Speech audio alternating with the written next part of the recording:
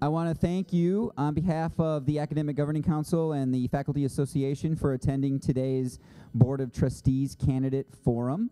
I want to talk a little bit about the process. My name's Mike Light. I'm here representing the AGC. I'm the Department Head for Social Sciences, and I teach U.S. History here. I will be the moderator, MC, I promise not to sing or anything like that, for today's event. The process is pretty simple. We're going to give each of the 4 candidates 5 minutes to introduce themselves, a little bit about their background, why they're interested in the position. We have a timer. Deb DeWent in the back, so candidates, you want to pay attention to her. She'll give you the 1-minute signal when time is running out, so you can wrap up your responses.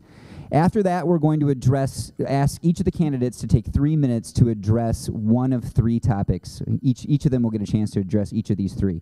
Future growth for GRCC, future funding for GRCC, and the role of board members in a policy governance system. So we'll address those 3 questions. Each of the board members or the candidates will get 3 minutes to address that.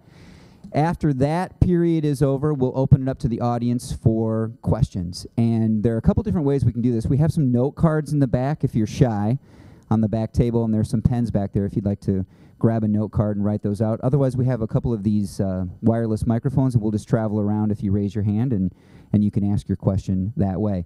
We'll give each of the board members a chance to respond to any question posed from the audience if they choose to do so. We'll shoot for 2-minute responses, okay? Sound fair? All right, I think we'll start with Burt Blakey. Go ahead, Burt.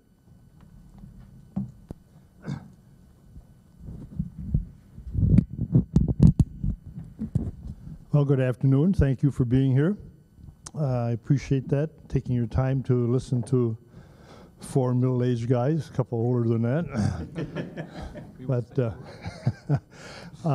just briefly, my wife and I have lived here since 1975. I have one wife, Janet. I have 2 children, Brooke and Erica. And both are teachers. One teaches in Milwaukee in a charter high school. The other is a 5th grade teacher in the Cascade Mountains in the state of Washington. Since 1975, I have served as an assistant principal, a principal, an assistant superintendent of instruction, a superintendent in Lowell, superintendent in Grand Rapids. Since I retired 5 years ago, about 5 years ago, I have worked for the Doug and Maria DeVos Foundation. I've served as the interim director for West Michigan United Way. I have worked with the Blandford Nature Center.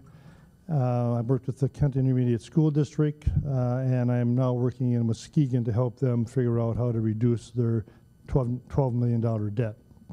So basically, that's my professional life in 30 seconds or less.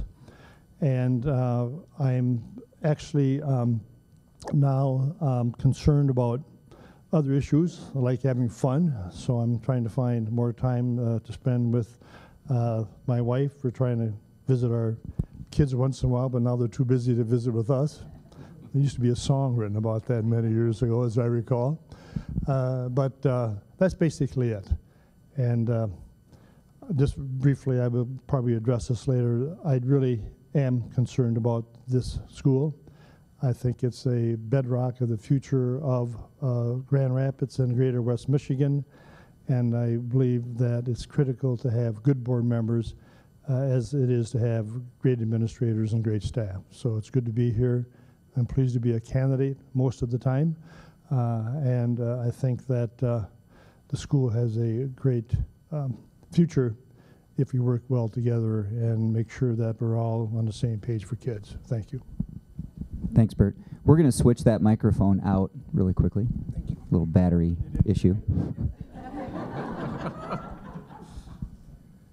Well, thanks for having me out, folks. My name is Frank Merrin.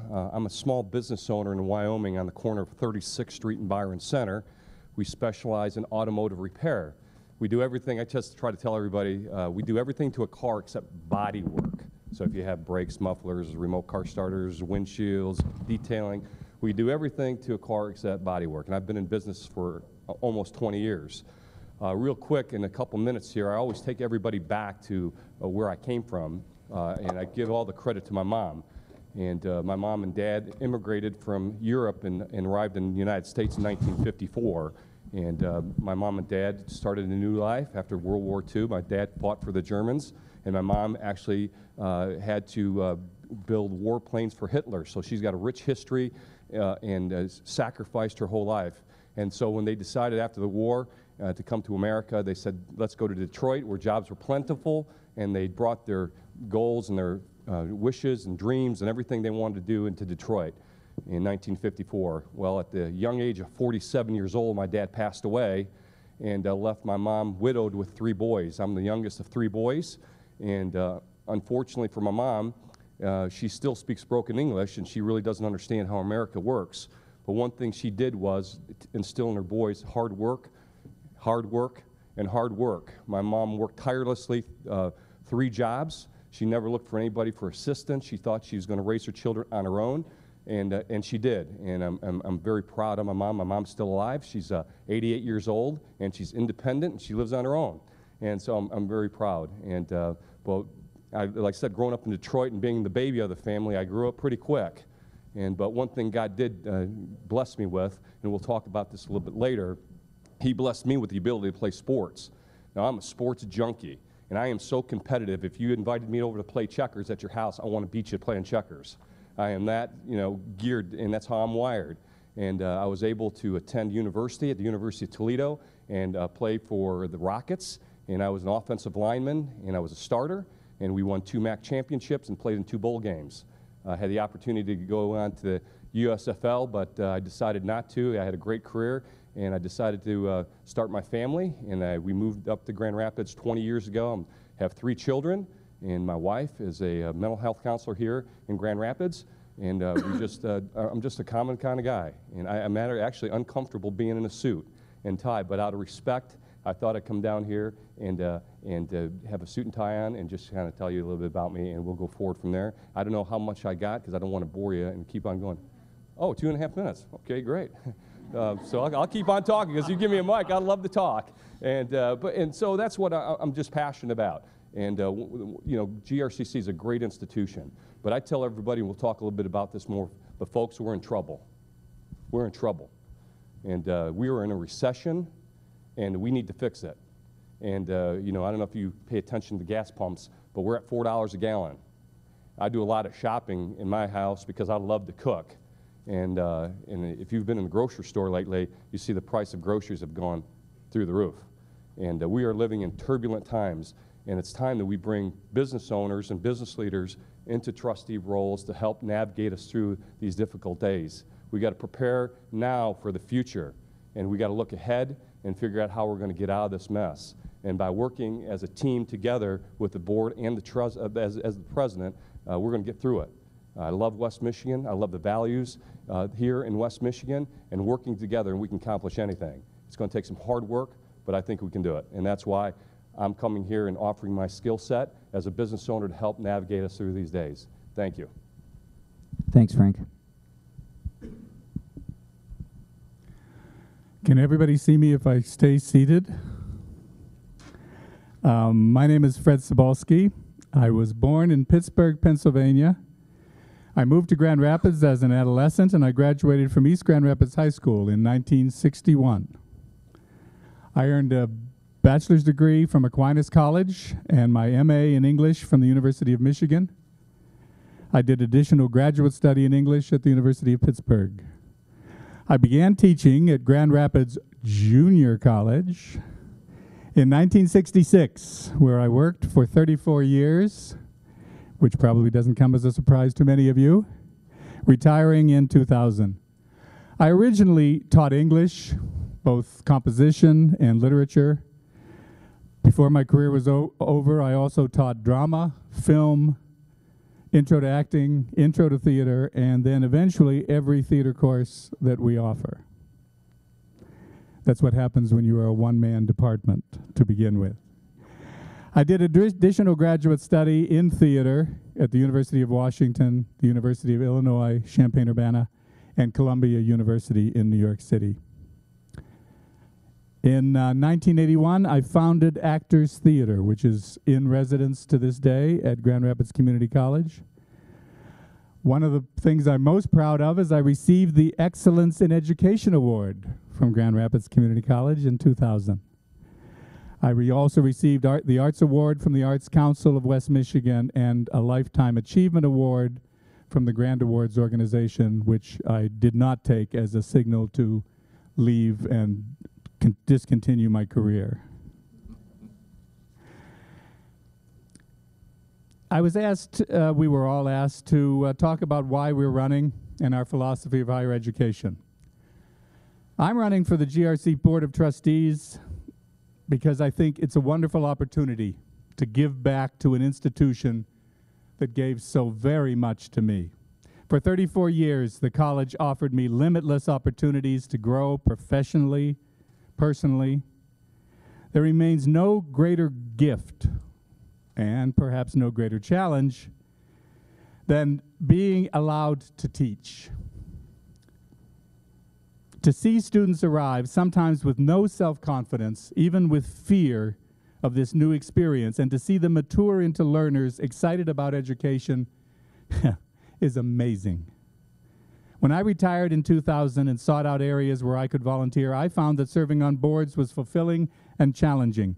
Serving on the GRCC board would allow me to use my knowledge to the very best advantage. I understand the community college student and the role the college plays in the community. I truly believe in the mission of this college and truly believe in giving service. For me, this seems a perfect intersection for my experience and a perfect way to show my gratitude. A strong, vibrant GRCC is vital to Kent County.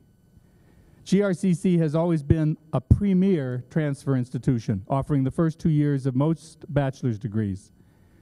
It reflects our birth almost 100 years ago as the first 2 years preparing to transfer to the University of Michigan. I can personally name so many young people who started here and then moved into four-year colleges and then fulfilling careers. I also know that we are the preeminent local institution for those who seek workforce training and retraining opportunities. Significantly, the past decade has seen an amazing approach in bachelor degree opportunities for those who complete occupational degrees, increasing the number of our students who can go on past their GRCC experience. Many of our students come to GRCC unprepared or ill-prepared for the rigors of college, and our challenge is to help them begin that education and gain that preparation. Other students come as first generation of their families to attend college. GRCC offers all students and their concerned families with a chance at a post-high school education or training at a low cost with small classes and individualized instruction. Many students are working and others are trying to support families on their own. There is not an instructor in this college who does not have countless stories of students in their classes who would not have continued their education without GRCC as their first option. GRCC's mission is to welcome all and to create an environment where all are encouraged. Critical thought is expected and new perspectives welcomed. It is a college unique in this area. I want to be part of the continued strength of this distinctive institution. I took a few minutes of his. Thanks, Fred. Paybacks are always tough.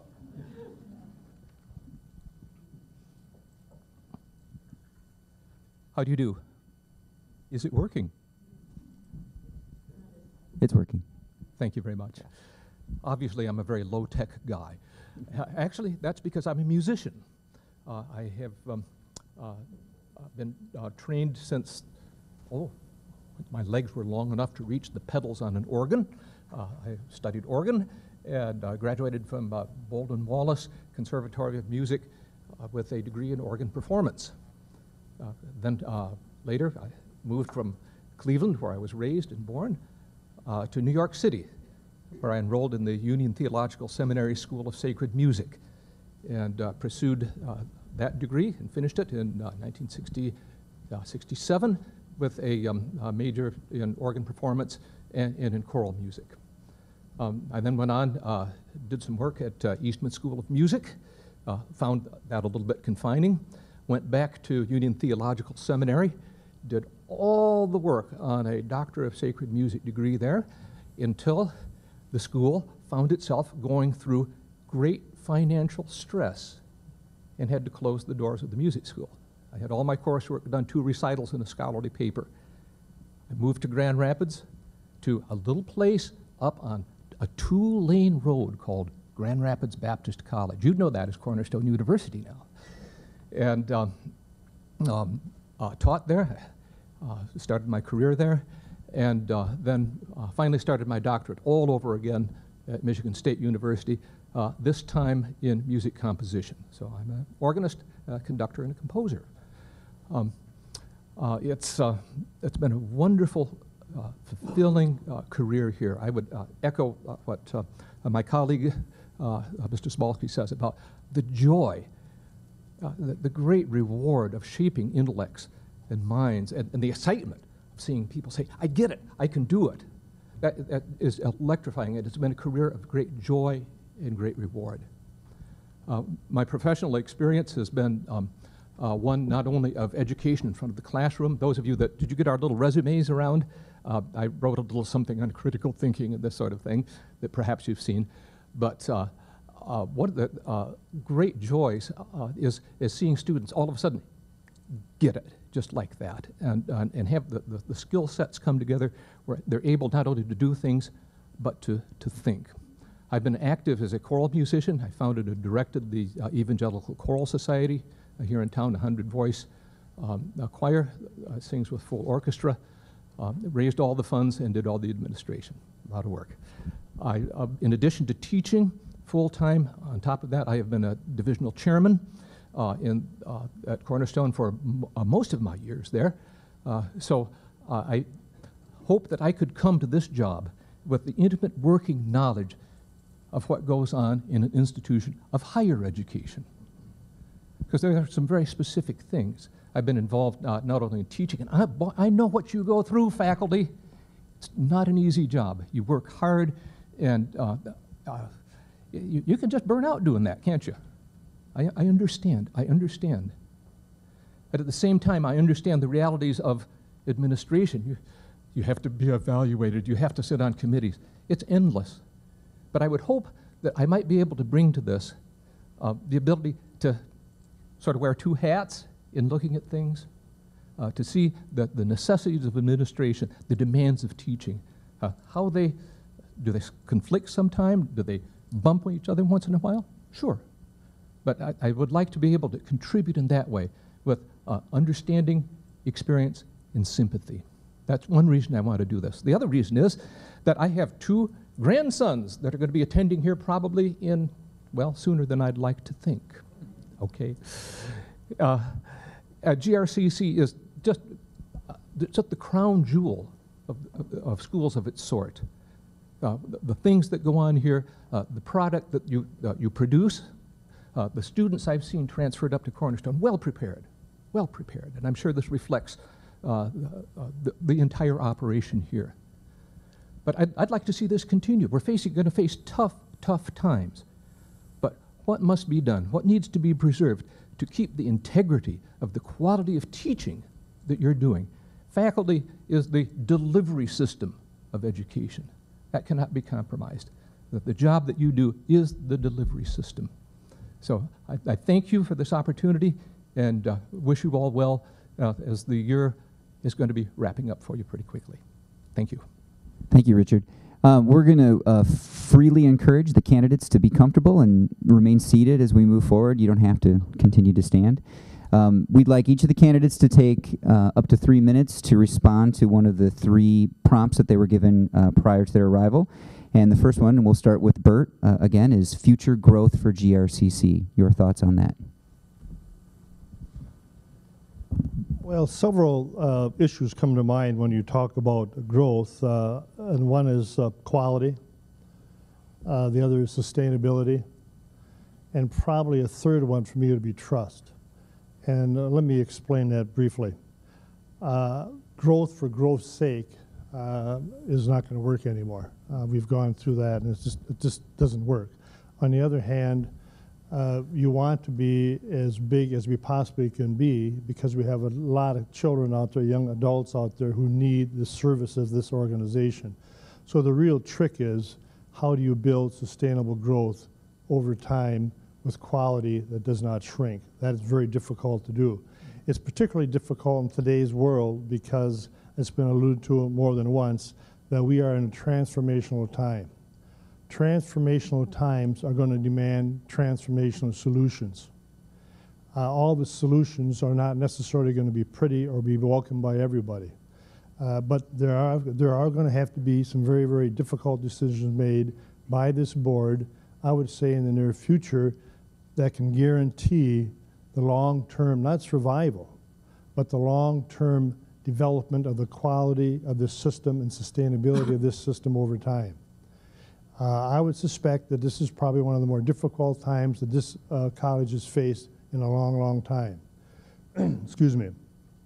And I think, to be very honest, the front page of the Grand Rapids Press this Sunday kind of splashed it all over. And it really comes down to money and value and resources and how does this all work together to sustain the system. And there are many people right now who believe that the current system is not sustainable. I don't know the answer to that. I don't think anybody does, to be honest. I don't even know if we know exactly what problem we're trying to solve, and that's very important that we all understand that the staff, the board, and the administration all are trying to solve the right same problem. That doesn't happen very often. But while I say that there is some serious issues that have to be addressed, I also believe with the right leadership at the board level, at the administrative level, and at the staff level, these problems are solvable.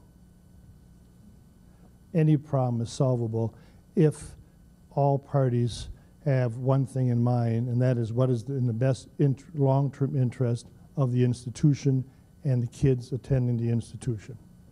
And that really is the bottom line that we all have to come from. If we can do that, there's no problem that is not solvable. So do we have issues and problems? Yes. Are they solvable? Absolutely. But we have to think long-term, folks. I hope we're not like the federal government where we have a solution for every 2 weeks. Thanks, Bert. Well, one of the things I want to focus on and continue to do in this fine institution is vocational training. I'm a vocational employer, and we got to continue to develop that and look forward to that in the future, because I tell a lot of people, and I'm one of them, that we all learn differently. Okay, we all learn differently, and what I mean by that, some of us are scholars, and there's a lot of educators in here that's got advanced degrees and PhDs, and I applaud that. That's fantastic. But there's a lot of people like me that can't do that, okay, because I'm not a scholar learner, and there's a lot of folks that learn differently, okay? Some learn scholarships, some learn kinetically. They learn with their hands, and they want to be able to pick up a project and touch it and feel it and be able to get a job with their kinetics. Some of us are visual learners. Now, I'm a visual learner. I can see something, you can show it to me, I can get it, okay? And we got to prepare our students for the future, because this isn't about me. This is about for tomorrow. And having a vocational employer on the board will assist us to grow that. You know, when technology, you know, there's a lot of the nursing program. We got to find it. We do have an international culinary school right here on this campus. We got to continue to develop that. You know, let's have our students be chefs and go on to create, you know, businesses and restaurants and go on to pastry shops. That's the kind of stuff out of the box thinking we have to do, because we can't continue to be status quo. We got to push ourselves into vocational training, and that's what I want to continue to do. It's important. And there are a lot of issues we got to talk about. We got to talk about those, and we got to be serious about that. When the candidates were brought in a couple weeks ago for orientation, and we sat down, and even President Ender sat down and said, we're in trouble. We got to look how we're going to get the money. What are we going to do for preparing for tomorrow? And one of the things he said, and I don't know how informed that you are on this, but as a business owner, nuts and bolts kind of guy, I look at the budget, and I see that the budget is 84% of the budget covers payroll expenses. 84% of the budget. That's a lot of money, folks. 84% of your budget covers payroll expenses here. You can't get that out in the private sector, and I'm going to be frank and honest with you, okay? As a business owner, that doesn't work out in the private sector. I'm not here to be harsh. I'm just trying to be able to tell you the truth. It's the highest in the state of Michigan, right here. We got to look to how can we make this a better place? What can we do when we all can participate? Okay, I'm a team player. It's time we got to all get out of the wagon and help push the wagon, because when we all get out of it, the load gets a lot easier. We all can't sit in the wagon. It's time for us to get out of the wagon, help pull the wagon down the road, because it's turbulent times. We're in turbulent times, and I want to help get us out of that. Thanks, Frank. I see the future growth of GRCC as defined in a broader sense than simply more students. We know the local need is great for affordable education, higher education. We certainly will seek to meet that need, but we must also carefully affirm our deepest values of providing fine education and support services to all of our students. Research overwhelmingly shows that successful students are those who make a connection with someone at their higher ed institution. Often it's a professor, but it could just as easily be a counselor or a coach or an empathic librarian or secretary. We will need human resources to provide these vital connections. Growth without continued quality will serve no one. I can imagine more relationships being cultivated within both the private and the public sectors. We already have many. One, most recently in the news, is the Keller Futures Center, a collaboration between and among GRCC and the business and environmental communities to, as it is described, foster a new kind of thinking, to stimulate growth and innovation with a social equity component. For me, that is a wonderful description of the work of the college overall, and more such unique partnerships will be part of our future. When I attended the GRPS State of the Schools address last month, I was reminded how we have always worked closely with the K-12 system, and I see that as part of our future growth, offering even more opportunities for early college involvement for students and perhaps more faculty-to-faculty support to aid in college preparation. Expanding our educational expertise to our satellite sites has been rewarding for everyone, and I imagine discussion could be expected around the college districts expanding to include counties not now served by their own community college. That decision, of course, is not the colleges, but the voters of those affected communities. The fact is, we are always passionate about the possibilities and acutely aware of the significance of what we have to offer. Thank you.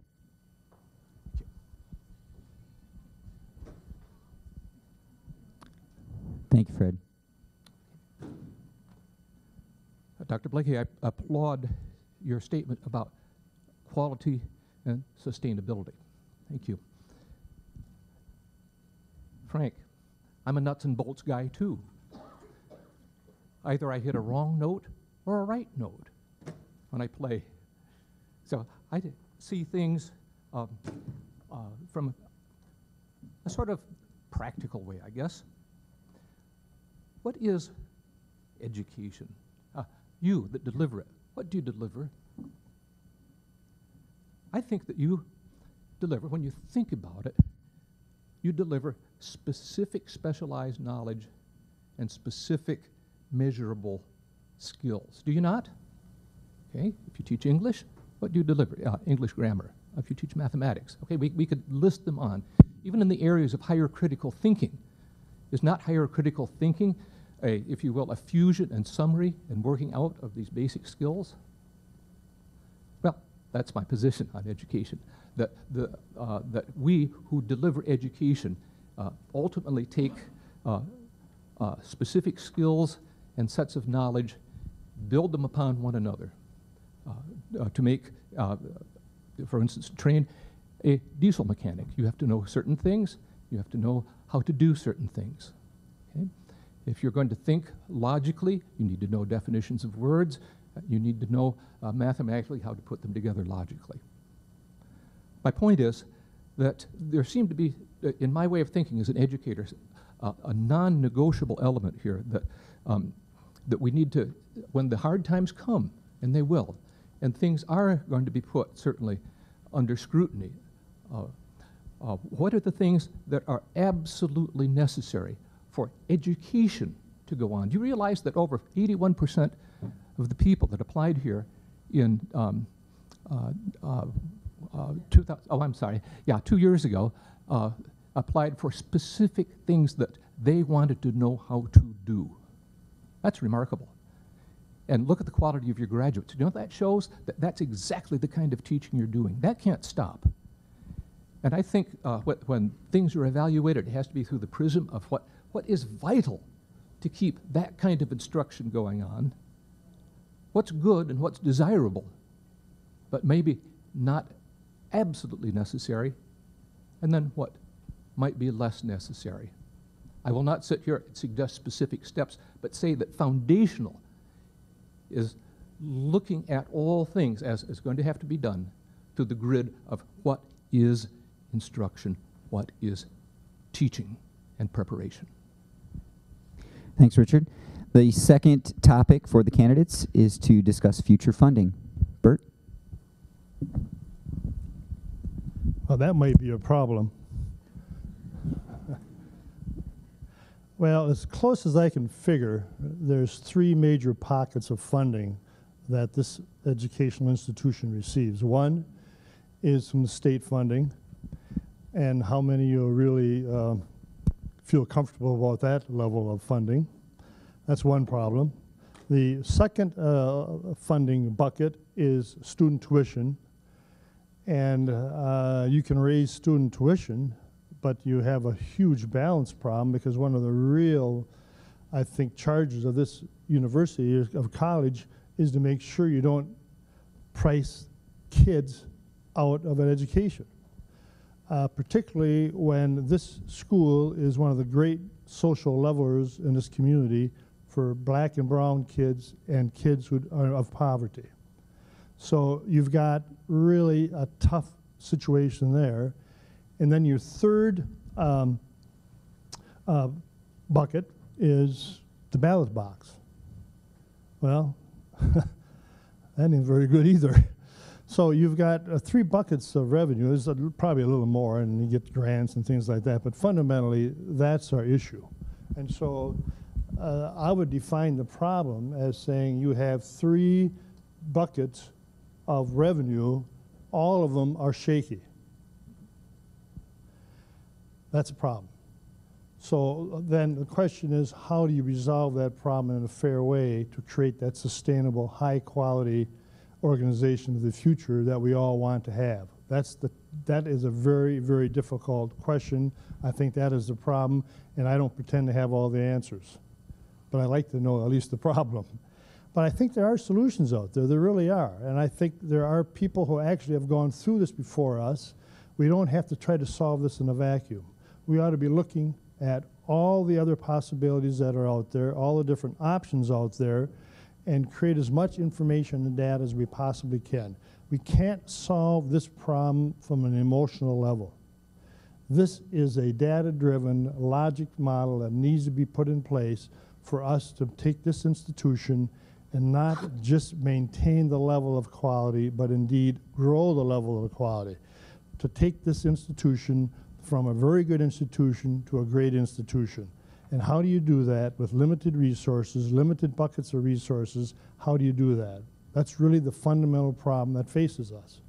I'm saying we can do it, but only if we do it as a team of administrators, board, and of staff working together to find these solutions. And they're not necessarily going to be easy, but I do believe that doing it that way, in that fashion, with trust between all 3 systems, that we'll be able to create a great system. Thanks, Bert. Boy, she's a tough one. I don't know. I got to talk to her. That's why she has the clock. Not me. No. So am I. I'm just teasing. Oh boy. Well, you're right, and he did. And the other bucket was I was assuming is the millage. I mean, taxpayers, the taxes. Yeah, that's the taxes. And you're right. You know, you're going to keep on hearing it from me that we're in trouble. And I look at it like you. I'm just like you folk. Okay. So when you're at your house, and when I'm at my house, and some of us who have businesses will appreciate this, every invoice or any business that runs a shop, or like let's use your home, any invoice that comes to your house, I'm sure you scrutinize it, right? You get your gas bill in, and you look at your gas bill, and you say, my goodness, you know, why, you know, how did that, you know, I was paying $200 a month, now I'm at $400 a month. So you want to say, hey, listen, what can I do to help make my household more efficient? Well, in my household, I keep that thermostat down, okay? In my household, I tell them to put a jacket on or a hoodie on, okay? Because we got to be practical, because I only have X amount of dollars to withstand these times, you know? I'm not a multi-gazillionaire. I don't have endless resources. So I've got to figure out a strategy to keep my household in order, and that's some of the practical things we do. We don't go out to dinner as often as we'd like. We don't go on a family vacation. Matter of fact, I've been in business for 20 years, and I've been on one family vacation once in 20 years, and I had to cut that short because we had an issue at the shop. Practical, pragmatic things that we can do that are common sense kind of things. You know, I'm not a rocket scientist, and don't ask me to build a rocket ship, but I can't do it. But if you ask me how I can live within my means, I'm going to be able to tell you. Because I know how to do it, because I've been there. And that's how I've kept my shop open for 20 years. I've withstood the worst terror attack in our nation's history, 9/11. Don't forget those days, folks. When President George Bush was in office, he had to plead with the American people to get out and start spending because the economy almost tanked. And then all of a sudden, you fast forward that to this current recession, and I'm getting through it by tightening our budget. I mean, you know, that's how I do it. And that's exactly what we can do here. Don't let anybody kid you that we can't do it, because we can. Because when you have that budget, I want to know where every penny goes, folks.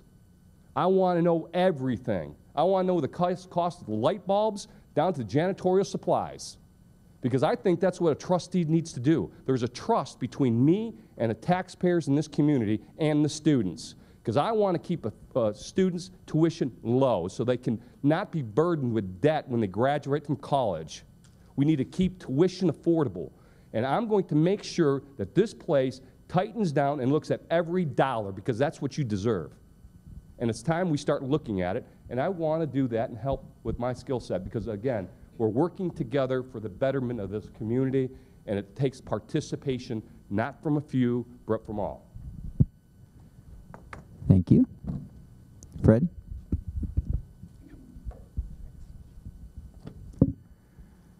This is a hard act after following, especially Bert defining the issue, and you're going to hear some of the same things, I'm sure.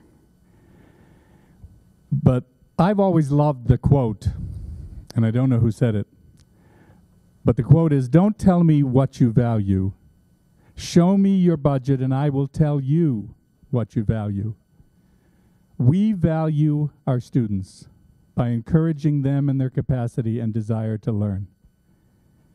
I truly believe that the college is cognizant of that tenet as it faces these tough economic times. And certainly we see greater and greater need for our services, as the emphasis is put on training and education beyond high school as a key to the area's and indeed the whole state of Michigan's future. As families and individuals look for affordable education, as workers look for new skills to retain their jobs or qualify for new ones, as businesses seek continuing education for their employees to remain relevant and responsive to changing markets, finding the balance in that tuition that keeps college accessible and affordable for everyone, but accurately reflects a rise in costs of that education is critical. Yet while we need to look for ways to trim the budget, it must be done with care and precision. We will need to be meticulous as we review costs, recognizing many aspects of education are intangible and yet contribute in an essential way to the quality of life in this community. Funding comes from limited resources. Property taxes reflect the economic reality of the region. We must urge the Michigan legislature to stabilize state funding beyond 1 year at a time, and for the legislature to recognize, and they claim they will, the unique role of community colleges in higher education. Tuition cannot carry the full load of funding. And so people think about millage. But before GRCC even considers any pursuit of a millage, it has to make the case publicly and thoroughly, and it has not done that yet. What I do know, and bottom line, trustees need to be able to come to the table and thoroughly consider all options, not come to the table with minds made up.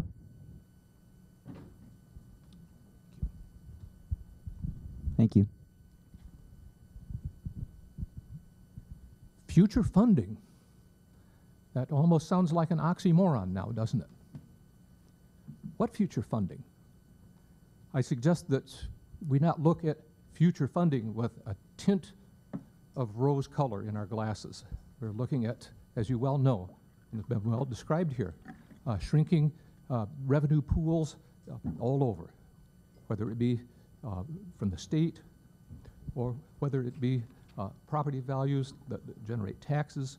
I suspect, although philanthropy has done wonderfully here, there's going to be even more pressure upon philanthropy. So yes, it's going to be tough. And I've sat through these kinds of things before on a committee, talking about the survival of a school. And it is hard. It affects people, it affects students, it affects faculty, everybody on every level. It affects their lives deeply. Look what's happening at places. Are you aware of Texas A&M, what's going on there? Or the proposal from the governor of Arizona to cut funding by 50% to community colleges. This is the reality that we live in. The light at the end of the tunnel isn't pleasant. It's a freight train coming the other direction. And we do need to be prepared and realistic. How do you solve it? I don't have any magic bullets. I'm sorry. But it's going to take, on all parties involved, first of all, commitment to this school that it will not only survive, but grow and be anchored in the things that it does well, which is excellence in teaching. Excellence in teaching. It has to be carried out by a board that agrees that we're going to work as a team. Be carried out by faculty, by staff that agrees we're going to work as a team. Okay. It has to be done amongst all parties with mutual sympathy, courage, persistence, forbearance, hard work, and a sense of shared sacrifice. This is being played out all over the country. We can do this, folks, but it's going to take determination and forbearance and the ability to respect and work with one another. This is a wonderful place. It needs to continue as it is. Thank you. Thanks, Richard. The third and final of the prompts prior to questions from the audience is to have the candidates speak to the issue of the role of board members in a policy governance system. Bert? Well, honestly, the only reason I want to run for the board is I like to agitate the president. Have a little role reversal here. It seems to me to be kind of fun.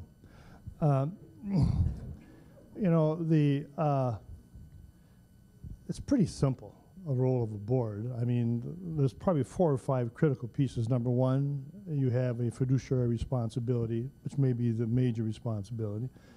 2, I think you have a accountability for quality in the system, which is obviously a huge part of the board. I also believe that with the president and other staff members, you're also responsible for setting the culture of the organization, and that's a big deal.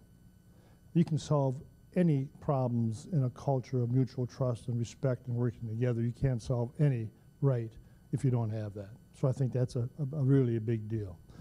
So, I mean, though there are fundamental issues that board members, I think, of any school system have to attack, and this really is no different than that. I think what really separates boards is the human element. And, you know, in today's really difficult times, what you don't want is groupthink. I mean, that is not productive, and it's not going to give us the kind of quality solutions we need. We need creative minds who are willing to work, but willing to work together. And I would have to assume there's going to be disagreement. If not, that would be somewhat of a miracle. But to me, it's not whether you disagree, but it's how you disagree and how you work things through and work these problems through. It's the same way if the board has to work with the administration has to work with the staff. It's how you disagree, it's how you solve your problems, how you mutually find ways to make a difference. So yes, I think the board has very succinct roles that they must play, but I think the great decider in any board is always a human element, and that is how people agree to work together, to work with the administration, and to work with staff to make sure that they're absolutely maximizing all the resources of this system. And the last thing I would say is that what a board should not do, and that should not mingle and get involved in day-to-day management, because that is a really bad, bad deal. That's my 2 cents. Thank you, Bert.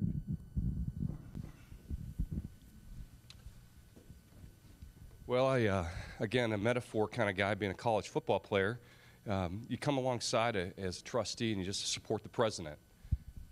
We were in a meeting, again, the orientation meeting, and Ellen looked over at me, and I still remember that because I chuckled when she said, Mr. Merrin, yeah, I know you're a business owner, and a lot of folks don't tell you what to do as a business owner. Remember you told me that? And I laughed, and I said, yeah, you're right. As a business owner, you have to make a lot of decisions every day because it's my livelihood. But I understand working together as a team. And the president runs the college. This is his place.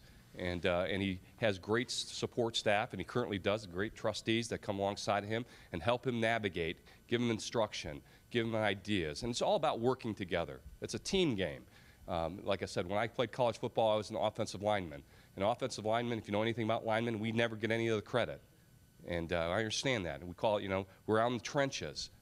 And the quarterback gets all the glory, or the running back gets all the glory. But at the end of the day, when we win a championship, we all participate and we all win. Same thing at a college. It's the president's college, and the students and the faculty, and he just looks for the trustees to come give him some support and ideas and strategy and just a lot of vision and everything that's for tomorrow. And that's what it's all about. And it's not about me, and it's not about any individual trustee. It's all working together for the betterment of this great school. And so that's what I look at. It's a metaphor, just trying to work together, and that's what I think the role is. And it's not about one person. It's about the 30,000 students that are committed to this fine institution, and almost 1,000 faculty folks that here. We're all here trying to make this place a better place for tomorrow, because it's already a great place now, but I want to make it a better place even tomorrow. Thank you, Frank.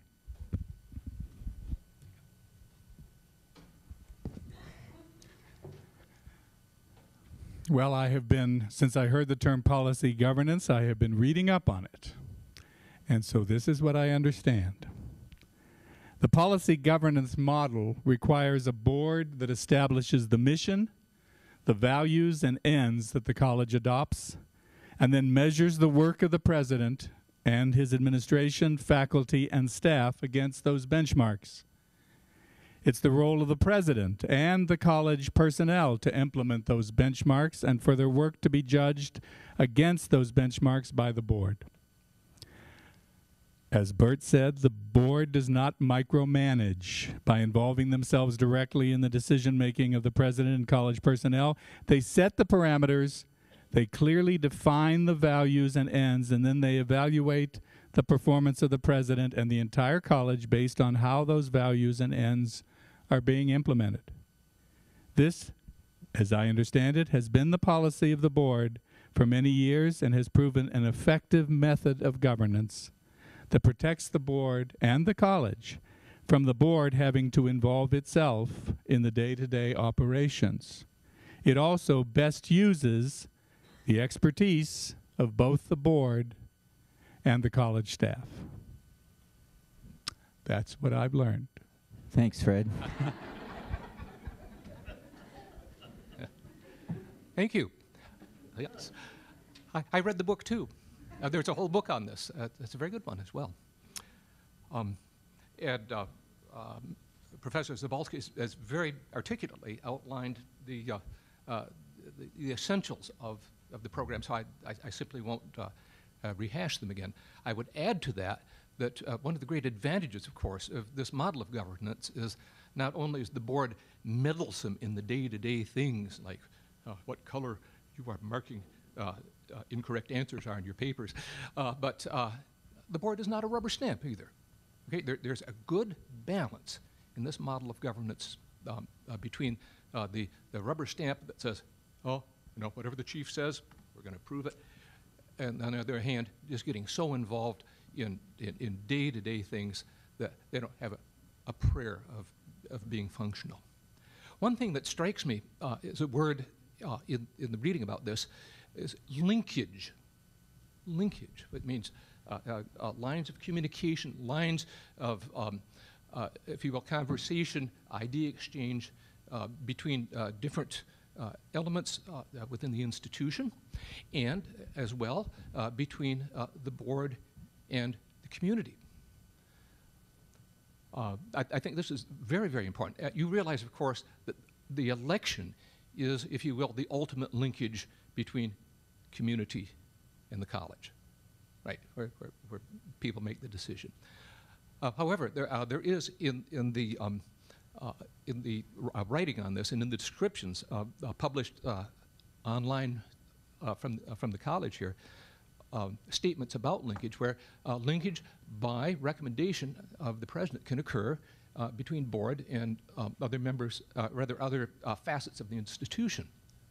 I think if, when done judiciously, that can work to everybody's advantage. Of course, it could be a Trojan horse, but if it were done judiciously, a board with a variety of experience, a great diversity of experience, outlook, each person with that set of skills that would be pertinent to some sort of issue or problem at hand, if proper linkages were put into place, a board could work as specialists, but yet as a team together under the control and under the recommendation of the president. So I applaud the system.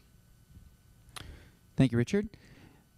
This next portion of the forum is for audience questions. We have a couple of wireless mics that will walk around the room. We're going to ask for your assistance if we need to pass these down the aisle and back, if you could help us out. But if you have a question, you can raise your hand, and we'll try to get to the microphone to you as quickly as possible. You can certainly address a question to any individual candidate, but remember, we're going to give each of the candidates, if they desire, a 2-minute time to respond to those questions. Okay?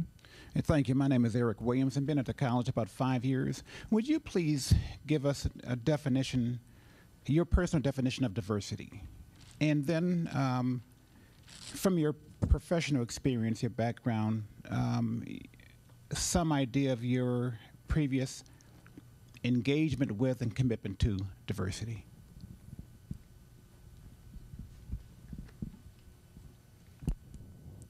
Anybody want to volunteer to begin? Go ahead, Bert.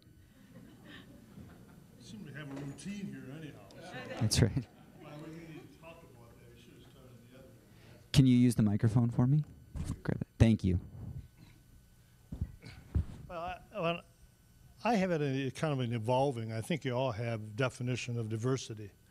As we grow older and see things and work with different people, I hope we change and think differently about how this thing works. But and I had the privilege of being on Bob Orderich's first advisory council many years ago. And Bob started that, frankly, because he was very, very concerned about racial injustice in this community. And that was his focus. And I tell you, he had a tremendous amount of courage. And I think has done a wonderful job. service for this community. But I think we have to look at diversity, not just in black and brown and white, but I think we have to look at it in a wide variety of issues and gender and things like this.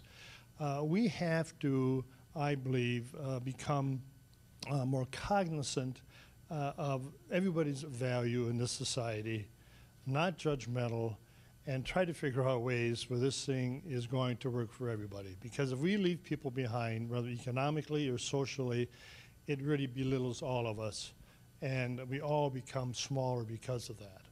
So I applaud the work of this university in diversity.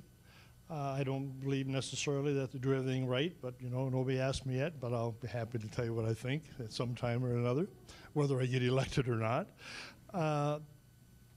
And then the second part of your question is, what role have I played?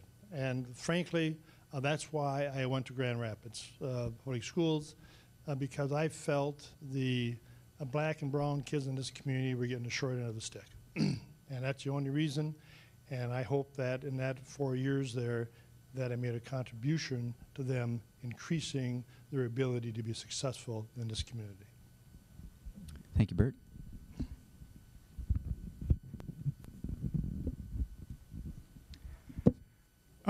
This is a college in the middle of a city that is becoming more and more diverse, and it has to respond to that. It has to be a place where every person in this community feels welcomed, feels seen. My own personal commitment to this has been through 34 years of teaching. It's why I stayed here. It's why I didn't take up options to go somewhere else where the student body may have been less diverse, more selected, more specific, because people who came through the door came from every possible background. Personally, as well, in my work in theater, as I saw diversity lessen, I did whatever I could to increase it. For example, there was a wonderful theater company here, the Robeson Players, who through when they were no longer able to function and they closed their doors, my board at Actors Theater, where I was working at the time as well as the college, my board at Actors Theater said, we are going to continue that tradition. We're going to make sure that at least 1 or 2 of our selections every season reflect diversity in this community. We then expanded that to, because we began to look around and recognize that there were not options, there was not a lot of diversity in other areas. Women in my particular discipline were not being heard. Their voices were not being heard, women writers, so we made sure that we included them. The GLBT community was not being seen. We included them. So in my own personal commitment to diversity, I feel comfortable. Thank you, Fred. We'll go to Frank next, and then Richard. Boy, I wish I could spend, Eric, a lot of time with you on that, because that's a great question. Now, it's shaped by your worldview, personally, and I can get into that with you later, but we're all in this human race together, and that's what we're all about. We're humans. And your faith should be able to shape diversity. A biblical worldview, I'll even take it even one step further, a biblical worldview. And Christianity has played a very important role to me, and I'm unashamedly not afraid to talk about it. As a young kid growing up in the streets of Detroit, I was in trouble back then, and God did a wonderful thing in my life and changed my heart and my mind, and he set me on a new course. And anything you learn about Christianity, you look at it, service above self, the interests of others instead of yourself. And that's what I'm all about. And if we had that perspective and we thought about that and showed love and care and compassion for folks, instead of judging people, this place would be a better community to be in. It's not that we're not doing a bad job now, but we can do a better job. And I look at it as a business owner. If you come to my shop, I actually kid my folks that work for me, we should put a nonprofit sign on my door, because we do more work for free than we do for charging folks. Because when a little old lady who's 80 years old needs a light bulb changed and she doesn't have any money and she's on Social Security, guess what we do? We go out there and change the light bulb for free. Or the young teenager, that single mom struggling, get the car repaired. And what we do is we go out and help, because you know what? At the end of the day, we're all in this thing together. And that's what I can just tell you about diversity, Eric. And I'm passionate about it, and I think humility plays a big part of that, and taking the lens off and looking at folks, because we're all in this thing together. Richard? Thank you. Yes, I agree as well that diversity ultimately comes to worldview. It really does. We can talk, certainly, about diversity, and we'll see it represented in this room. Differentness, right? That's the way the world was created. Look at the way the country was founded. What a wonderful diversity of people came over to this country to establish this country. But it does start with worldview. Of course, we can identify diversity on a very observable level of racial diversity, gender, ethnic, social, economic, educational, right? They're all diverse, and all of us, each in this room, come with a different set, really, of diverse qualities, certainly. But it all then ultimately comes down to worldview. How I view you, how I view the other, how I interact with the other. The inherent, ultimate worth of every person is the main thing, is the great thing. I look at you, and you, and you, no matter what you look like, no matter what your educational background, no matter all these other things, your inherent worth as a human being is, it's magnificent. Think, well, I don't want to get started on that, but when we realize what every person is worthy of our compassion, of our deepest understanding, of our valuing of that other person, more than ourselves. Is that a view of diversity? Perhaps, but I see under diversity unity that we have as people on this earth together.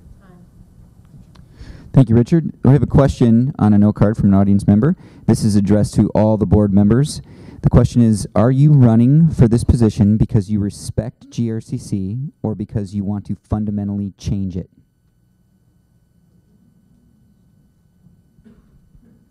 We'll start with Bert. We'll keep the form. I got to get your name and address. Well, obviously, I think I've said this. I think this is a very, very, very, very good institution. But I think any institution cannot rest on their laurels. They have to continually get better. And I believe that deeply. So I am running because I respect this institution, yet on the other hand, I know that unless we get better, it's not going to be good enough. So we're going to have to grow, we're going to have to change, we're going to have to progress. But do I want to fundamentally change this? No.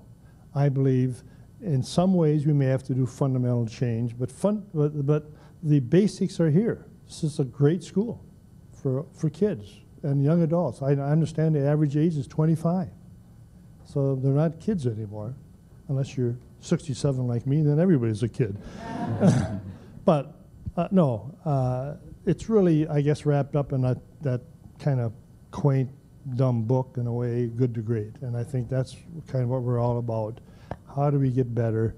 How do we understand that we need to grow as individual human beings and as a system? Thank you, Bert. Frank? Yeah, absolutely. I confer with that as well. I'm not here to change anything. I'm here to respect this place. And I'd like to flesh that question out a little bit. I'm just trying to figure out I kind of get it, but is it? Do you want me to read it again? No, I was wanting to see, is somebody in the audience wrote that, or was that? Yes, sir. Okay. Well, I'd like to talk to that person just to maybe help navigate that question a little bit and why they think that we want to change or not respect the college. Is there the person, I don't want to put you on the spot. I think that's why they filled out the card. Well, exactly. You know, transparency is important to me, right? I want to be, what you see is what you get, and I don't know if that's a follow-up to what we were talking about, diversity and multiculturalism, because those are great discussions. I think that question was submitted prior to the original question. Because I was going off that, because those are some real issues, real-life issues that we need to talk about. And so, yeah, I'm not here to change it. That's all right. All right, here's what we want to talk about, Christianity, because there's been landmines I've been hearing about, you know, are we going to change the college, you know, about the theater. There's some talk about the theater and all this sort of buzz going on, what's on here about the college, respecting the college, respecting the theater. And you know what? Christianity is respecting all faiths, right? Doesn't it respect all things? That's how we grow with one another, you know, whether it's, you know, like Bert said, black or Asians or Hindus or Muslims. We're all in this thing together. We learn from each other. We help each other, don't we? Isn't it about what it's all about? Helping us to shaping tomorrow a better place by learning from each other, hanging out with each other, having dinner with one another. You might not look like me, not talk like me, and that's a good thing. And just getting together with one another and getting out of our comfort zone, changing our paradigm shift. I want to know more about you. How can I help you? How can you help me? That's how we get better together. And you can do that here as a college. That's what we did at the University of Toledo. And I had a great experience down there. Thanks, Frank. Fred? I wouldn't have stayed for 34 years if I didn't respect this college. And what I respected most about this college during that time, and I'm not saying this, I know it may sound like pandering, but I'm not, was I respected the faculty that I was a member of. Because I knew how every member of that faculty was trying every day in every way to make the students' dreams a reality. So you don't change in any fundamental way something that works. And when you travel anywhere in this country and talk to anyone who knows anything about community colleges, Grand Rapids Community College is mentioned first and mentioned with great admiration. If you haven't done that yet, you should do it. And the persons that often mention it first are the students who were here, who then transferred to some other institution, and then they come back, and you've all had this experience, and again, if you haven't, I hope you will, and they say to you, the best experience I had was at Grand Rapids Community College. There was someone there who cared about me. There was a class I was in that was not overwhelmingly large. I got personal attention. Whatever gets changed, if we change that, we lose everything we have. Bravo. Yes, that's been my experience as an educator too. There's nothing more heartening on this earth than to have a student after 10 years come up, as happened to me 2 days ago that I hadn't seen in 10 years, throw her arms around me. Doc Stewart, you did so much. Thank you for changing my life. That, yes, I applaud that. And that's happening here. And I so agree. That cannot change. It absolutely cannot change. I want to share with you something that happened to me during this whole thing. This has been very educational. As a musician, I practiced hard, 7 hours a day sometimes. Why? To audition, to get into the best schools, right? Top flight, this sort of thing. That's been my view of academics for so long. And many of you perhaps have had that experience as well. But I talked with a very, very wise man a couple of days ago. He said, Dick, I want to tell you about my background. I didn't have the money or the background to go to X school, Y school, this school. They wouldn't look at me. But you know what I did? I went to a community college. Boy, they gave me all the tools that I needed to go on to get into this school and that school. I won't tell you the man's name, but you'd recognize his name. A respected man around the community, all around Kent County, in fact. Open access.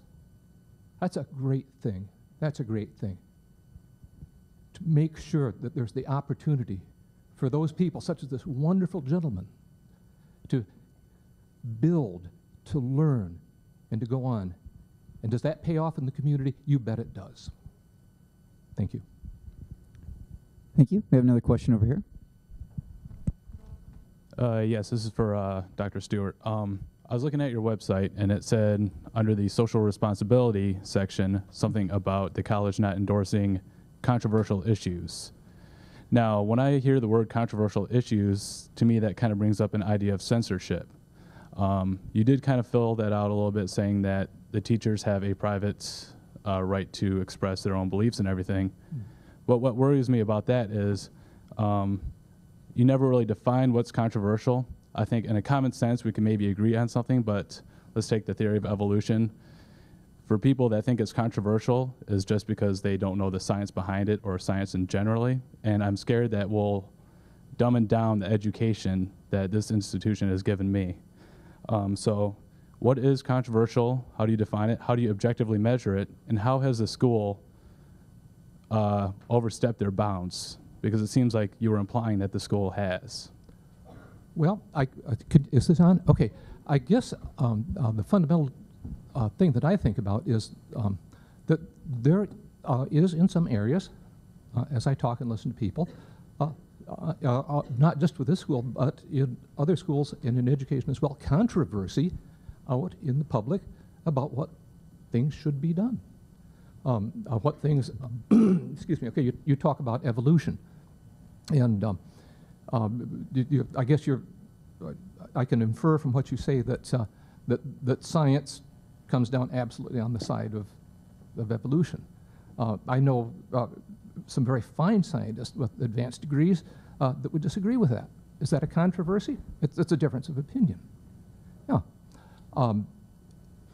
How that applies to here is, I guess what I would ask is there room for presentation of both views in the whole spectrum and arena of ideas, in the whole marketplace of ideas, where, if you will, all the facts, all the opinion, all the data is put forth, and then the person doing the consideration takes those facts, those data, those opinions, and, if you will, puts them into the crucible of logic and does critical thinking.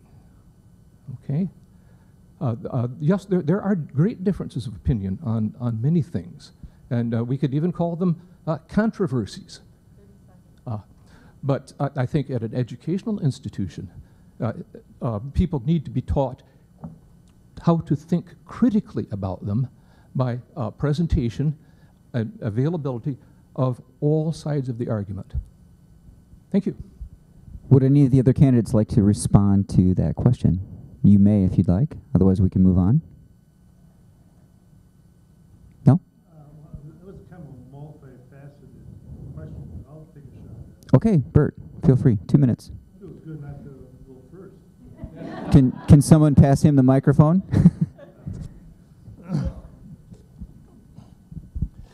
Well, I don't, I mean, I agree and disagree. But, you know, I think there's areas where, first of all, I think open minds and critical thinking is the major function of a college and a university, which begs the question of openness and the ability to really expand minds. And that's our major function. That's exactly what we ought to be doing. Then you contrast that with, for example, let's pick on evolution. That seems to be, you know, a nice target for a lot of folks. It seems to me, from my perspective and everything I've read over time, that there is a scientific basis to this universe, and that's what ought to be taught. And I don't think necessarily you need to go any further than that. If you're a science teacher or whatever class, fine. If you want to mention other theories, that's fine. But I think facts are facts. Now let's transfer this to a different audience. Let's transfer this to the theater, because that got mentioned also. You know, that's a whole different ball game than sitting there teaching, you know, science in the class. That is a different arena with a different audience, and it really is becoming, it's a different situation. So not everything in a university or a college or even a school is the same. There's arenas for almost every kind of discussion and opening. Now, I'll chip in with my theater 2 cents too, because I enjoy transparency also. As a high school principal, theater people used to always make me nervous. I'd always wonder, oh, God, what are they going to do to me next? And we had some great theater teachers, and that really made me nervous. Openness with common sense. Okay.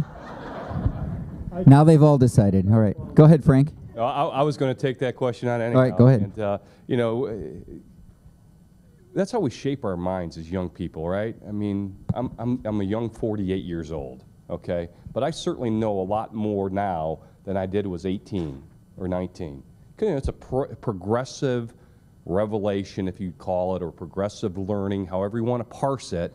We always got to learn something new each day, you know, and I don't want to be stuck in the mud and make judgments on something that if I'm not willing to go out and look and take a look at and do my due diligence and shape my own thinking. You know, 20 or 30 years ago, man, I was opinionated on this, but the older I get, I got to learn to be a little bit more flexible. And that's what I've learned. And you know, at the college level, you know, that's what young people are doing. They're trying to shape who they are. They're trying to finally get away from mom and dad. They're on the campus and trying to set their own values and try to figure it all out, right? And it's nice to be challenged to think. That's not a bad thing, you know? We're all different, like I said, and thank goodness for America. We can have expressive presentations. Like I said, I love the arts, you know? We all learn differently, like I said, kinetically, visually, arts, scholarship, and I applaud that. You know, I was a jock.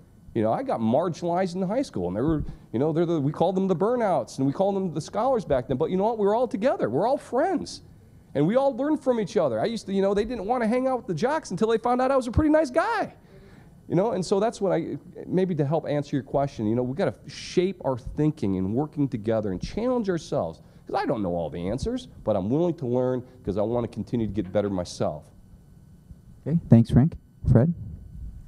I just want to, I'm on. I just want to extend an invitation to people who are discussing the theater to come to the theater. Because over the course of many years, the discussion that I've heard has been by people who have never been there and don't know what they're talking about. Sorry. So I extend an invitation, and I'm sure that the theater will extend the same invitation to have people come to the theater and recognize that what we do is to provoke thought. You can go anywhere to get entertained and anesthetized. But if you can come to the theater and leave having thought a new thought, then the theater has done its job. The invitation is extended. Thanks, Fred. I have two more, or is there a question over there? Two more submissions on note cards from the audience members, and these are both for all board members, so we'll go through this first one. We keep hearing about how much we spend on personnel here. Our mission is teaching. What should we be spending our money on? We'll start with Richard so Bert can take a break. There you go. Yeah. Well, I'm the senior citizen here. You're only 67? All right. Yeah. Okay, say the question again, if you will, please. I would be happy to. We keep hearing about how much we spend on personnel here. Our mission is teaching. What should we be spending our money on? Well, I would respond this way, that people should not be beating up on the faculty for their pay. You earn that. I've been there, done it, earned the T-shirt almost to the point of burnout. I know what you guys do. Excuse me. It's hard work, and people should not be blaming you for this or that or the other thing. These were board-approved things, okay? And you are the delivery system that has made this institution the place of excellence that it is. There is no substitute for that person in the classroom. Yes, distance learning is good. Online, you can accomplish certain things. But as Professor Sebulske has alluded to as well, that personal contact, that one-on-one after the class, the eye contact in the class, the ability to ask the question and the ability to respond to the question. It's the faculty, it's you folks that do the job. Yes, I say that a good faculty member is worth their weight in gold. End of comment. Thank you, Richard. Fred? I would just concur with the question, because I think the question implies an answer. I think that the first thing that a community college, as opposed to a college, private college, university, the first thing it should be paying for is teaching, because we do that more than any other college.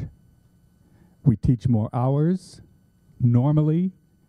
Now we're in a situation where you are teaching more overload, and that is partially because we have put a freeze on full-time teachers.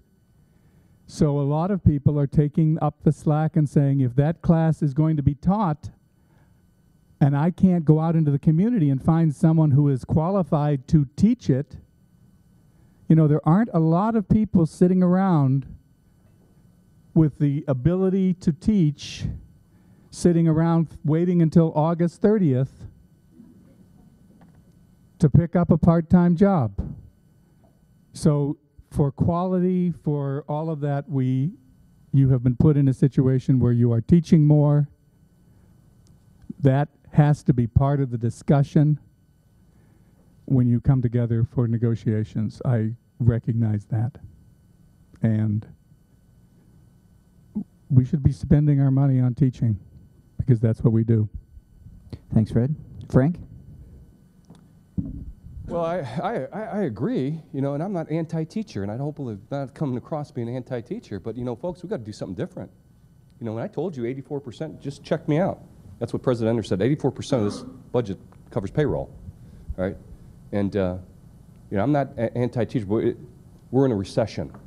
And I don't have to remind you, I'm going to continue to remind you of that, and maybe when I leave, you say, that's the guy that always talks about recession, because we're asking for more from the people in the community.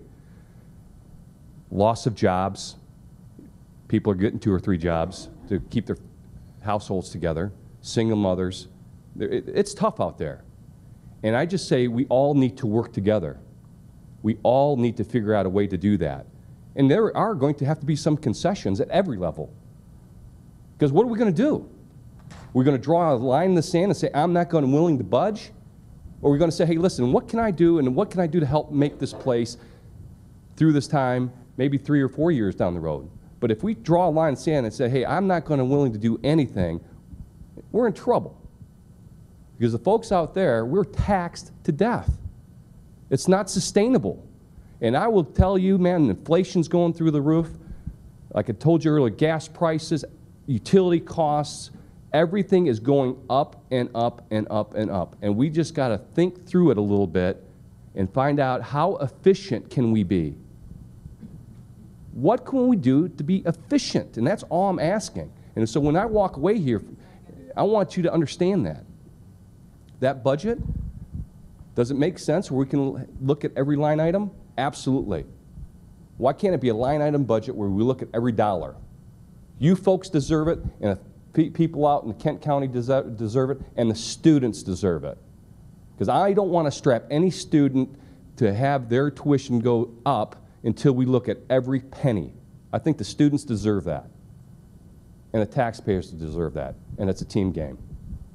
Thank you, Frank. Well, I have no problem with spending 84% for teachers. The problem I have is that I don't know if that's sustainable anymore in today's environment. That's the issue. And so I think if we are really thoughtful about this, we would have to think, well, is that current model sustainable we have right now? And if it isn't, what are we going to have to do to build a sustainable model for the future that is high quality? That's the issue. So we may have to create a different model of classroom. I don't know exactly what that would be. I think technology, without a doubt, is going to have to play a significant role in that. And I'm not just talking about community college. I'm talking about K-12 and other educational institutions. We, I think, are going to be forced to create different models that are more economically efficient and yet provide that face-to-face and the quality that we need to have if we really want to help kids grow and move on. I think we tend to think in ways that have always been in the past. We can't be that anymore. We need to be more futuristic thinking. How do we maximize our best resources and the most important resource in this college, and that's the staff? How do we maximize those resources in a more efficient way to create maximum learning for kids at maximum price points? That's the issue. There's ways to do that, but you have to get out of the box. Thank you. We'll have a question over here. Yeah, I had a question for all the candidates. Did you vote in GRCC's millage elections in 2007? And if so, how did you vote?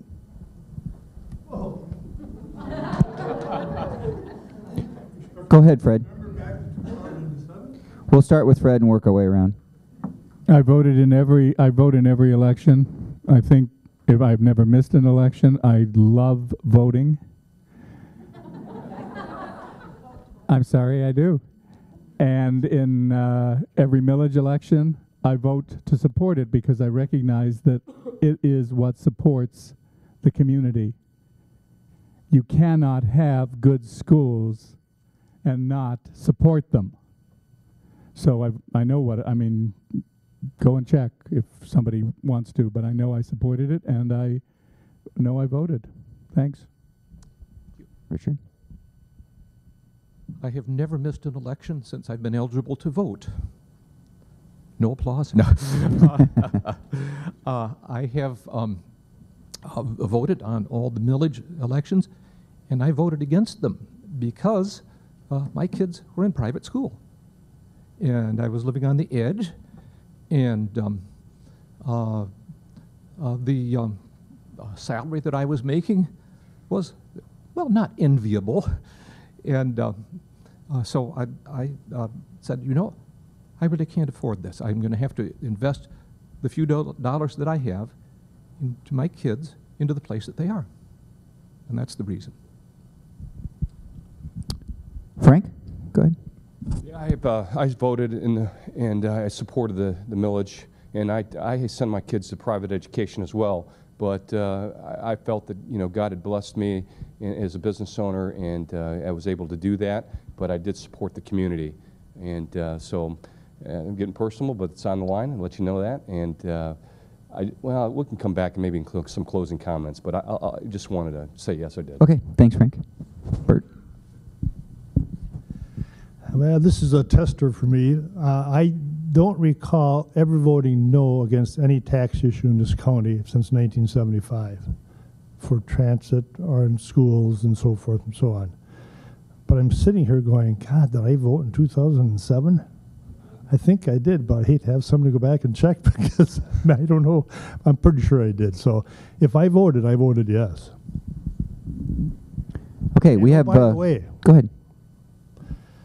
Michigan is not a high-tax state anymore. Since 1994, with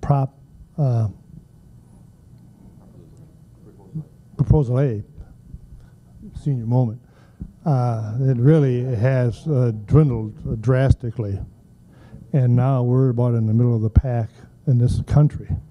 So we're not a high-tax state anymore. Historically, that was true, but not anymore. And I don't believe we're even a high-tax county. So just learning information. Thanks, Bert. I have another note card submission. This one's kind of a complicated question, so I'll read. It's really many questions together, so I'm going to try to combine it for you. It's for all of you.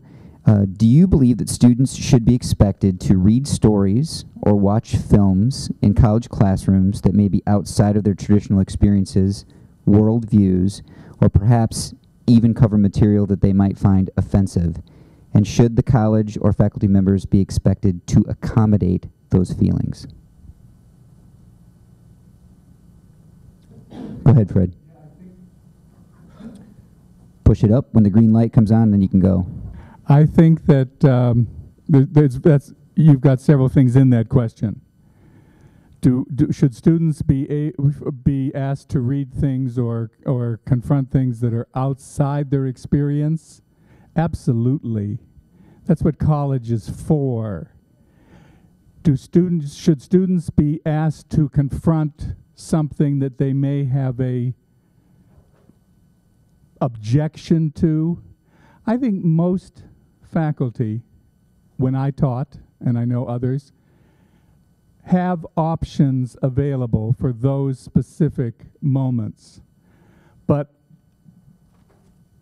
I want each faculty member to have the decision-making ability to decide what that, because sometimes it's just they're looking for an easy out and they want to, or sometimes they're, you know, it's very complicated to, I think, to answer that question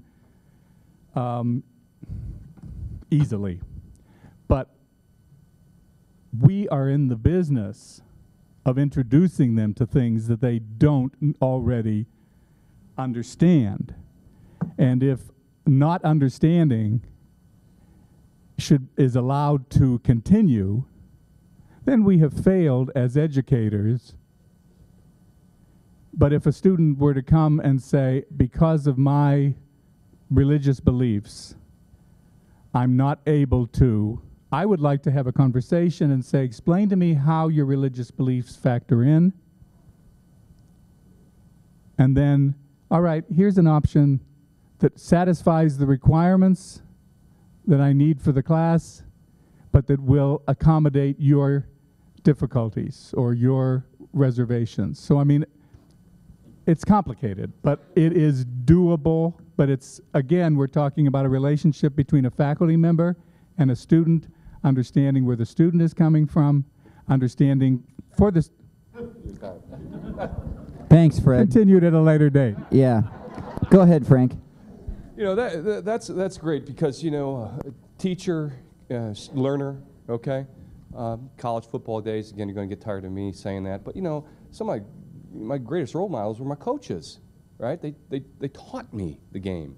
And in the students, as a student, and my professors, they partnered up with me. You know, you were working with a college football player, and I had to really have a good relationships with the profs, because if you haven't figured this out yet, in college football, it's a full-time job. You know, you start training in August, and you work through all year. Training goes on, game seasons, all the way. And so, you know, it's a challenge. College athletics is tough. So I had a great partnership relationship with my profs. It was phenomenal. They helped me, they coached me, and learned my way through university, and I graduated. Now, to answer that question, should a prof penalize me if I didn't agree with the position he was taking, or a film or movie? I didn't know of any prof back then. You know, if I didn't agree with something, which I never did, I mean, certainly there would be ways to say, hey, can I step out of this class, and maybe I'll try a reading assignment, a writing assignment. Maybe I don't agree with that. I mean, that's constructive criticism, critical thinking. And so I think it's a partnership, and I think you're right. It works well together because we're shaping and formulating our worldview. Okay. Thanks, Frank. Richard, go ahead. I'll jump in where angels fear to tread here. One of the wonderful things that I enjoyed about teaching as a musician was getting young people that would come with a limited background in music, but you see, wow, there's raw talent there. You start out with them, and they like rather simple music and this sort of thing. By the time they get through the program, they love, from their experience, from the things that you have exposed them to. For instance, the great choral masterworks. They like Bach, my favorite, what can I say? They have grown through exposure. They're like sponges. There is exposure to, rather as well as Professor Sebulske has referred to things outside of comfort zone. If it's outside of comfort zone simply because they're not acquainted with it, like, oh, I've never heard anything like this before, this style of music. They get into it, they learn about it, there's growth. But then there's another level of exposure, which he alluded to, where there is a fundamental clash between what is being required or presented and basic cultural and moral views. And I respect what Professor Sebulske has said, that he would advocate having alternative methods or venues for the student to pursue in lieu of that. There's a very interesting and very good statement about academic freedom published by the AAUP. And I'm sure you've all read this. If not, take the time to read it again. It speaks to those kinds of very issues by implication. Thank you. Thanks, Richard. Bert? Well, my sense of this is that the higher you go up in the educational system, the more freedom you should have to expose youngsters to different material and ideas and concepts. That really is what thinking is all about, and I think the university's role. At the same time, I would hope that, and I've heard it mentioned 3 or 4 times here this afternoon, is the personalized touch that exists in this institution. So I would hope that there would be some sensitivity to individual needs. In a lot of schools that doesn't exist. Kids are robots and that's the way it is, and if you don't like it, move on. I don't think that makes good sense to me. So do I think kids should be exposed? Absolutely. The older they are, I think increasingly so. Do I think that professors and assistant professors and coaches and teachers ought to have sensitivity to individuals? Absolutely, because to me that's one of the defining roles of excellence in any teacher is, do you understand the child? Are you willing to make accommodations for him or her, not just mental, but physical and all other ways also. So I think that's kind of a common sense issue also. Okay, I know that we had a couple more questions. I'm going to cut everything off with 8 minutes left to go, so each of the candidates can have 2 minutes to make some closing statements, so just we're aware of that. Thank you. Hi. As open-minded as each one of us in this room would like to believe that we are all biased. And I would like each of you to answer, how do you assess your own personal biases? And how would you ensure that your biases do not interfere with the work or progress of the board?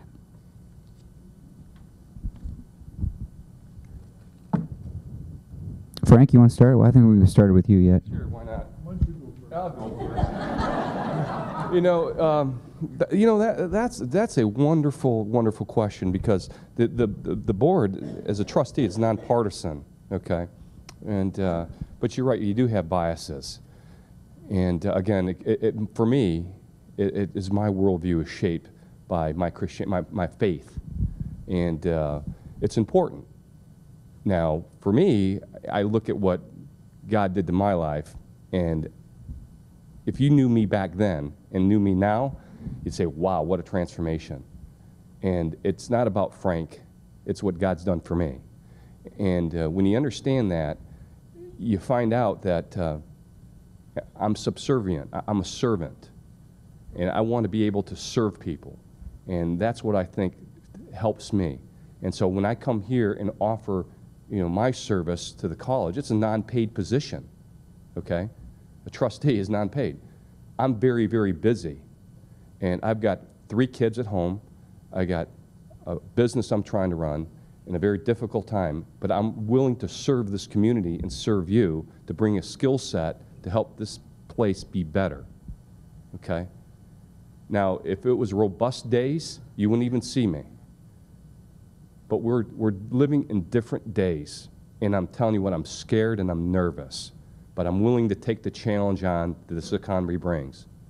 We used to be a cruise line ship just going through this economy, and it was all great, okay? But now we're a battleship, and we got to hunker down, and I'm willing to get wet on the ship to help you.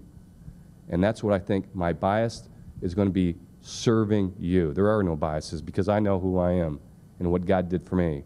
And so that's what I want to bring. Thanks, Frank. Richard? Assess my biases. Well, I think you all pretty know well who I am. I've taught at Cornerstone University. That probably lets you know pretty well, just to be plain, who I am and what, if you will, my worldview, we can call that, I guess, a bias, if you will, what that is. How do you assess your bias will not interfere with the board? I'd like to think that I could come at this with the integrity of a judge. Okay, how does a judge make a ruling? How should a judge make a ruling? By the law. There are prescribed things that are put into evidence that you will decide upon on the basis of written things. Now, you have written things right here, okay? Your mission, your values, means, ends, all these things. And anyone that comes on this board then is subject to those. So, yes, will we come in with different values, with different worldview? Of course. But we're going to have to be, if we're going to be people of integrity, when 2 of us take this oath of office, we're going to have to be subject to those and operate under those. And so we don't then make a decision by opinion, of personal opinion, but on the basis of what's here. Now, do laws change? Of course they do. We vote on them all the time, or the legislatures. Okay, but once you begin in something like this, you are subject to the governance of the laws and the principles that you swear to uphold when you come into this office. And it would be my hope that that all of us would bring our different viewpoints, bring our different worldviews together at the table, and seek, if you will, to subject them under the rule, if you will, of law. Thanks, Richard. What a great question. I was raised by a Catholic mother and a non-practicing Protestant father. I was sent to parochial schools and to public schools. I went to a parochial college for my undergraduate years and then went to the University of Michigan, which opened my eyes to the rest of the world. My mother, before she died, voted Democratic every election, and my father, who is still living at 94, votes Republican at every election. And their intention was to raise children that were not any more biased than they could prevent.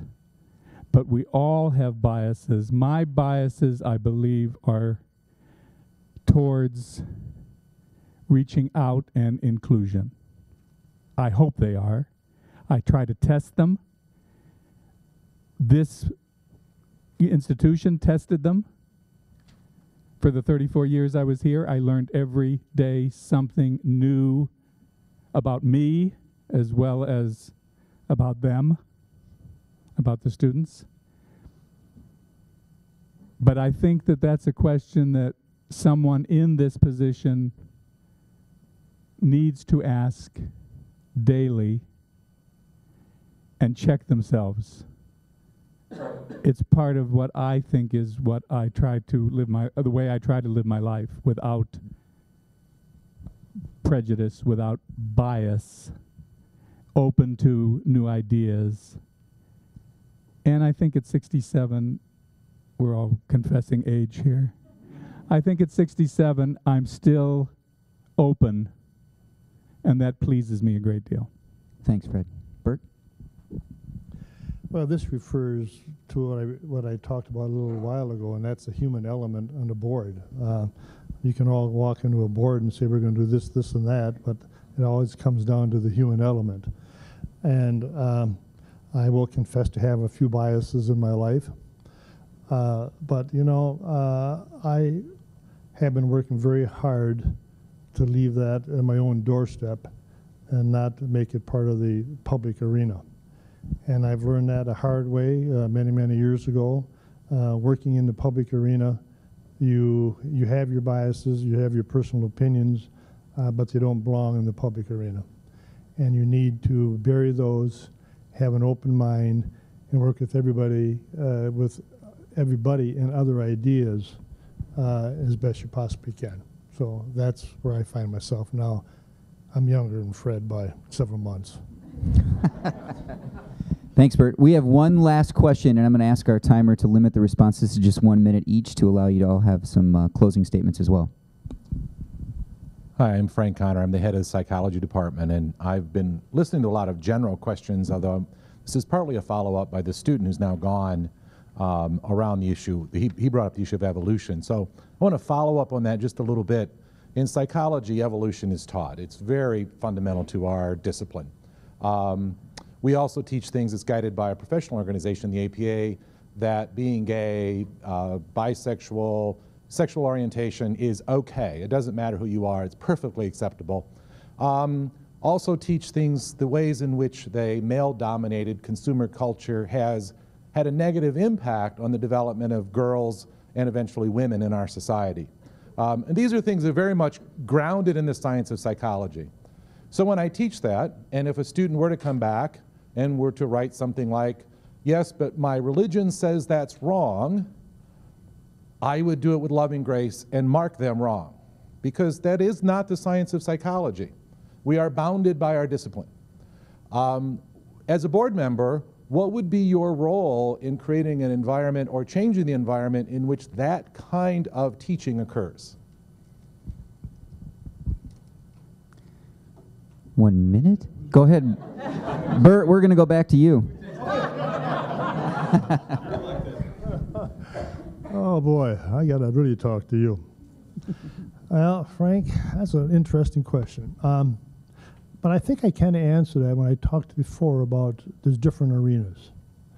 And I believe, for example, the theater is one arena, and I think the teaching of science in a fact, which I would consider factual, is another arena, and I think the art of science or the science of psychology is another arena.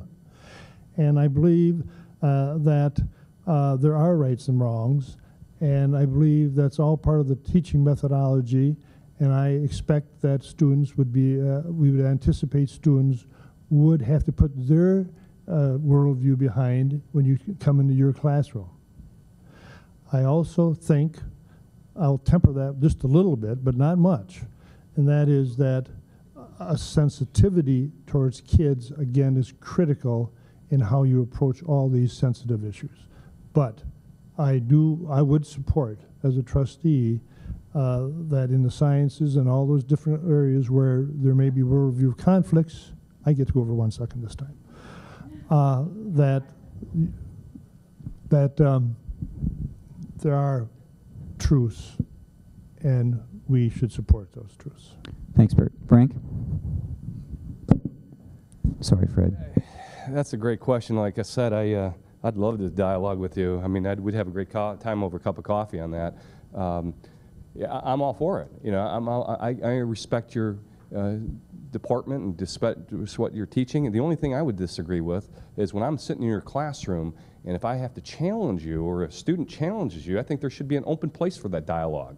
And then you need, as the instructor, to engage with the student and prove to me, as the student, why your position is what it is. That's healthy dialogue, debate, I guess, is what I get from it. And there's plenty of room for everybody, all right? We're all in this human race together, and if that's your discipline that teaches you that, I respect that. But if I'm sitting in your classroom as a young mind trying to figure this all out, I'm going to have some questions for you. And so I thought, you know, a student who has questions should be able to pull you aside and take you to the coffee cafe and sit down and dialogue with you, and I'm sure you'd do that. Because there's a place for agreement and disagreement, and that's how worldview's shaped. But Thanks. I'd love to sit with a cup of coffee and talk about it. Thanks, Frank. Fred? I just want to start by saying to Bert that there are facts in drama as well. But I take his point. Don't take my time yet. I mean, one of the things that I think most faculty do is to deal with that very subject in the syllabus or in the preparation to the class. In other words, distinguishing between what is expected of you in this class. And one of the things that is expected of you is that if I ask you a question of fact, you don't get to pick another fact and substitute it because of something else that you believe. You have to deal, what the student does, and of course none of us have any control over what they do when they leave the classroom. They can decide to ignore everything that they have been taught. But the point is that we have to recognize that there are things that are true and there are things that are not in the world of reality, and that other worlds have to be factored in. All things are not equal in education. Thanks, Fred. Richard? Thank you very much. This is a very interesting, very challenging question because I have a son that is a practicing psychologist, and I have a number of friends that are practicing PhD psychologists as well that would not agree with your worldview. All I'm saying by pointing this out is that there still is evidently debate. Should debate continue, or do we drop the door on it? Okay. I will ask the candidates to take, how about 90 seconds? I know we're a little bit, in the interest of respecting everyone's time. I'm sorry, Deb. I apologize. 90 seconds to wrap up. Any closing comments? And Richard, how about we should start on your end again? We'll have to turn that microphone back on. But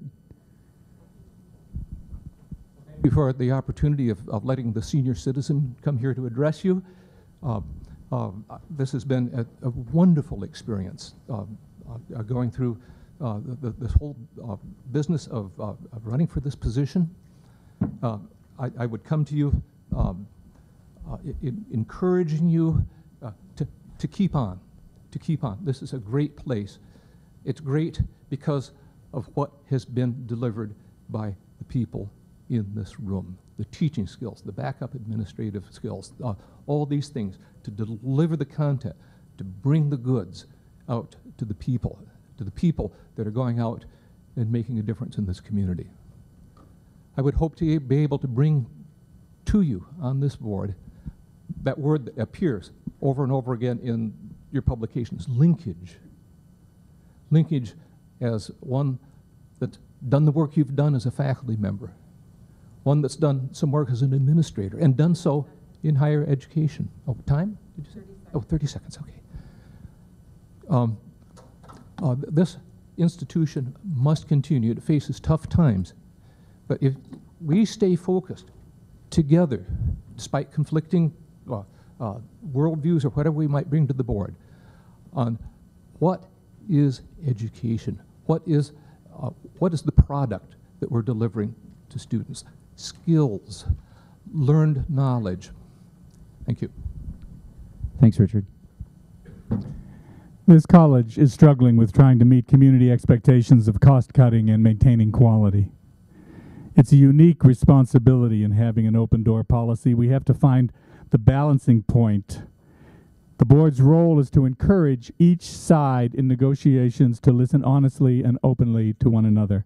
But the struggle boils down to the challenge to teach every student who wants to be taught, and the equal challenge to find a person of quality to teach each one of those students. A challenge made more daunting by diminishing revenues. GRCC has nearly 100 years' story to tell. I was part of that story for 34 years. I would welcome 6 more. Thank you. Thanks, Frank. I'm a vocational, I'll do it really quick, I'm a vocational employer, I'm a business owner, and I have certain skill sets that nobody on this board has.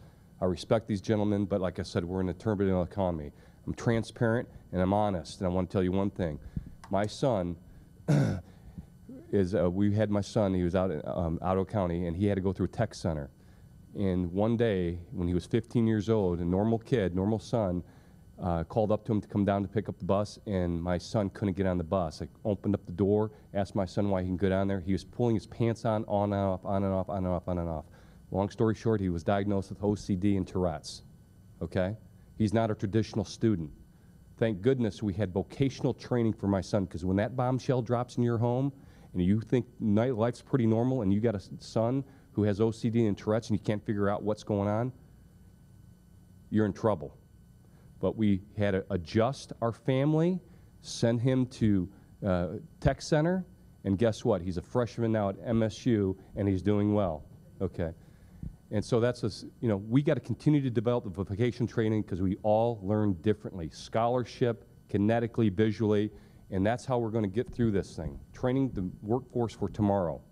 It's going to be different, folks, and we need to prepare that so it's going to be a better place for tomorrow. And that's what I offered for you. Thanks. May 3rd, if you like what you hear, tell your friends, Frank Murin, and I've got to ask for your vote. Thank you. Thanks, Frank.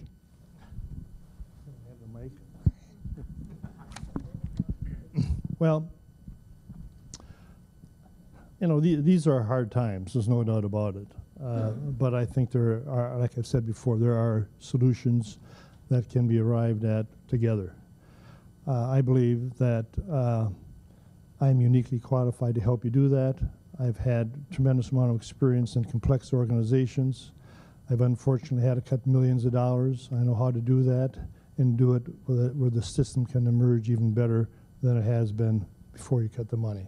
It's not easy, it's doable. I believe they have an open mind. I believe they have the ability to bring people together. I've proven that. I've had experience in the community, and I think they can make a difference, and that's why I wanted to do this. I did not grow up with the ambition of being a board member at the community college. However, I think in these times, if you care about the community college, if you care about the region, if you care about Grand Rapids, and you care about people, you have to step up and run, and that's what I'm going to do. Thank you. Thanks, Bert. Let's give them a round of applause, please.